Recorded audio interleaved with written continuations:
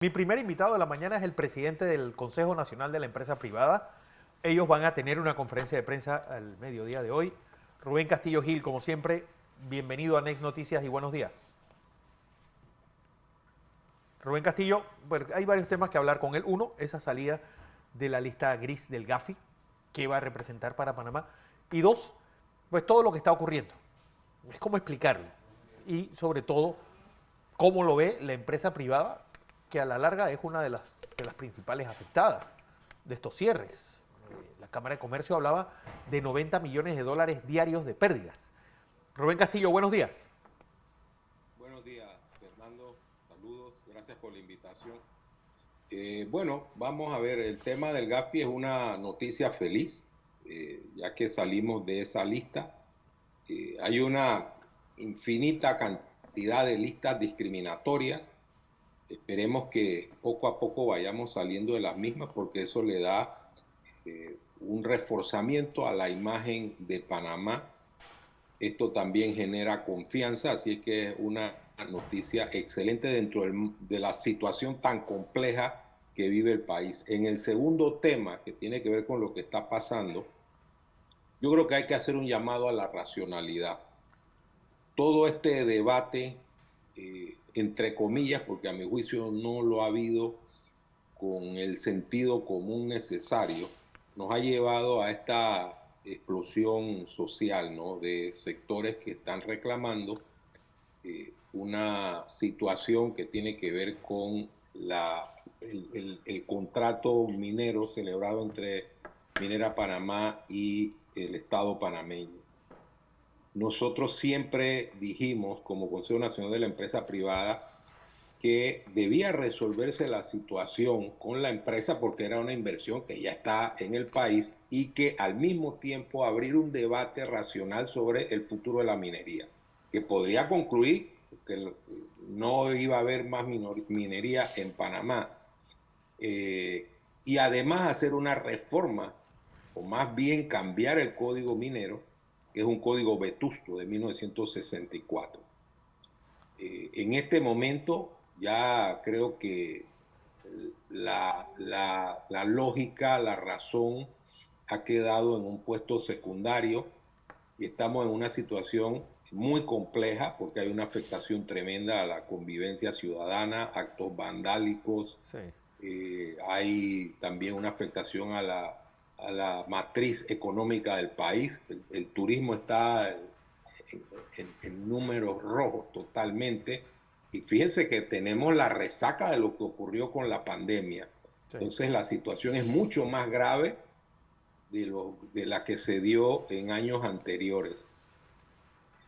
Debo también señalar que las manifestaciones son aceptables en la democracia y no existe ni debe existir ningún matiz que afecte la participación de las personas de forma pacífica.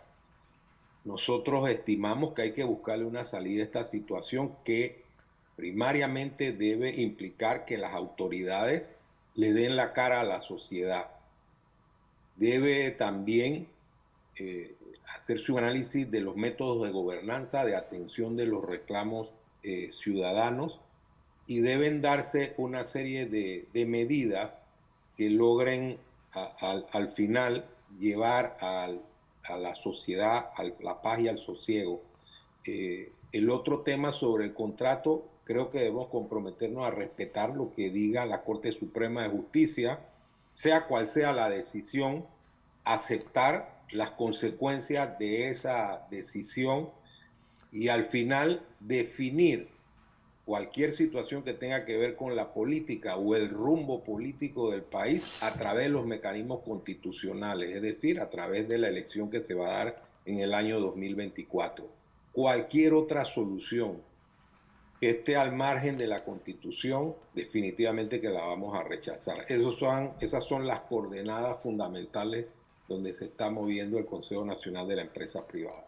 Bueno, y la solución que le ven a esta crisis, porque yo creo que es la sumatoria de muchas cosas, es decir, no solamente tiene que ver con el contrato minero, tiene que ver pues con jóvenes que vieron cómo sus padres perdieron trabajos, perdieron dinero, perdieron las casas, perdieron los carros durante la pandemia.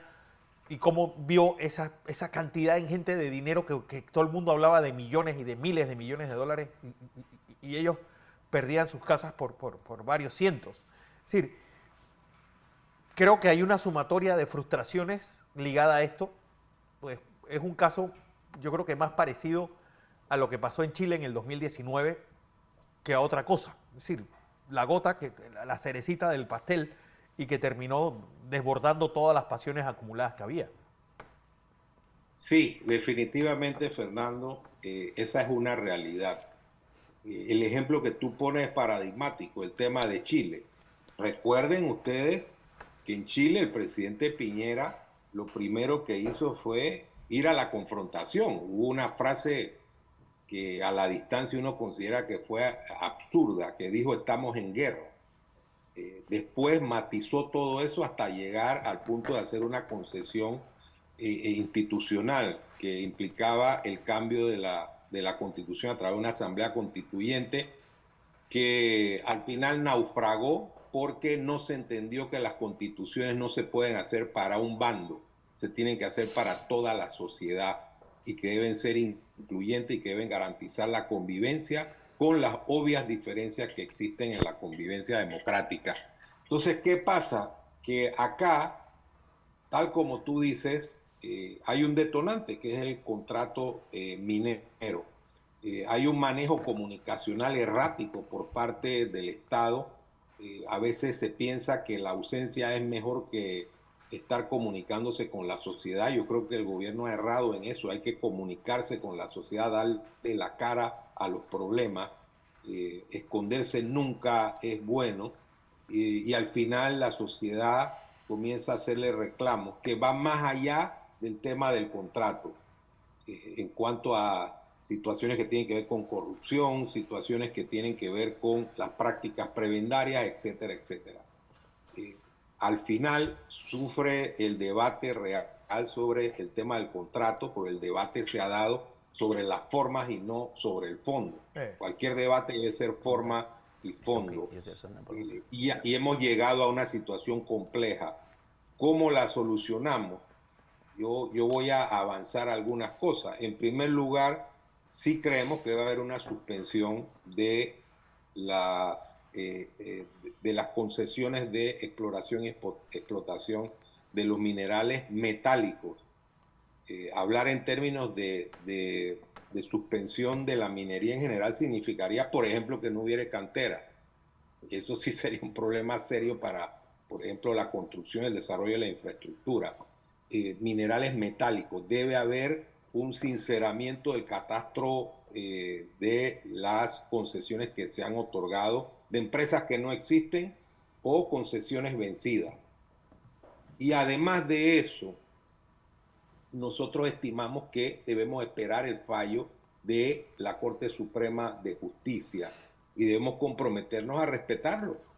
Y respetarlo significa que cualquiera que sea la decisión de la Corte, a la cual no la podemos condicionar por razones constitucionales y legales, debemos esperar ese fallo y hacernos, apropiarnos de las consecuencias que genere el fallo correspondiente, sean buenas o sean malas. Yo siento que por allí está la posibilidad de resolver esta situación. Si vamos al radicalismo y decimos que se vayan todos, como he escuchado a muchos, o decimos que el tema es que la empresa se vaya en forma instantánea o de forma inmediata, creo que vamos a cometer un error. Claro. Creo que hay que llamar a la mesura. José Blandón está con nosotros, Rubén. Buenos días, don Rubén. Un placer tenerlo con nosotros. Quisiera hacerle un par de preguntas. En el fondo, lo que intento medir es del sector empresarial. ¿Cómo ve el futuro del país? Pero déjeme hacerle las preguntas. Le doy una premisa.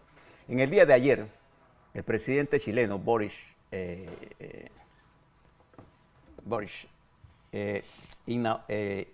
participó en la inauguración de Quebrada Blanca fase 2, uno de los grandes proyectos mineros, el más grande de cobre de Chile, con el que construye la empresa canadiense en ese país TEC, apostando al desarrollo del proyecto de la minería. Y además que le doy esta información porque mientras nosotros estamos discutiendo de un proyecto que ya se hizo, ayer el presidente de Chile está inaugurando precisamente uno de los más grandes proyectos de explotación de cobre. Pero le doy unos números y le hago una pregunta.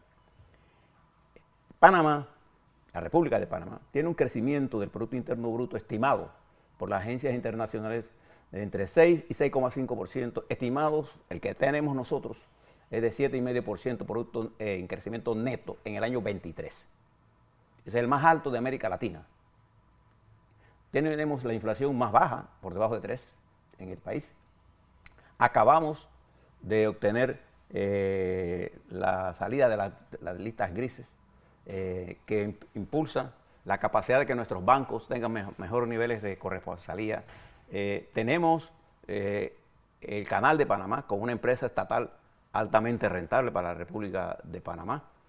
Estamos terminando en Colón la planta térmica de Gatún, que generará 640 y asegurará la energía y potencia firme hasta el año 30, hasta el próximo periodo del próximo presidente que elijamos el 24, con una reducción de los costos correspondientes. Estamos entregando, consiguiendo la ciudad hospitalaria, una de las mayores instalaciones hospitalarias de más alta tecnología, etc. Con esta situación, la República de Panamá enfrenta graves problemas en educación, grandes problemas en el costo de la mano de obra, por la baja productividad que tenemos para competir en un mercado altamente exigente.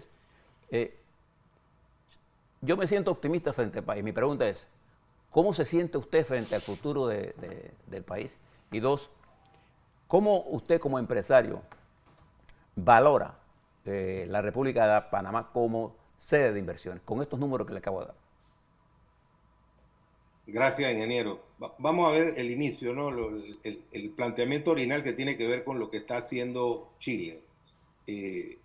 La minería en Chile es el 15% de su Producto Interno Bruto y, si mal no recuerdo, el 28% de la producción de cobre del mundo. O sea, Chile tiene un componente minero importante dentro de la estructura de su economía, y un presidente de izquierda, hay que resaltar eso, está promoviendo el incremento de la actividad minera. Ahí hay unas matizaciones, que la actividad minera en Chile se da en áreas desérticas.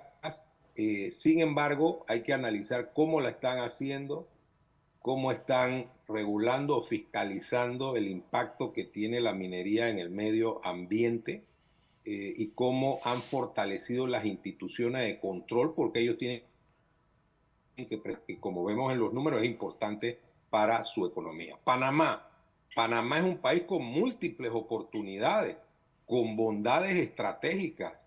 Nosotros tenemos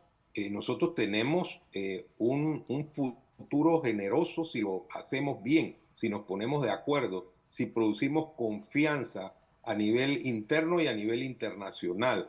Claro que hay que hacer modificaciones institucionales, debe haber menos burocracia, simplificación de trámites, establecer estímulos a actividades tan importantes como el turismo, claro, que tiene un futuro esencial para la economía de Panamá, la agroindustria. Todas estas cifras que usted ha mencionado, ingeniero, son cifras que nos hacen pensar en un país que tiene un mejor futuro que los países del área.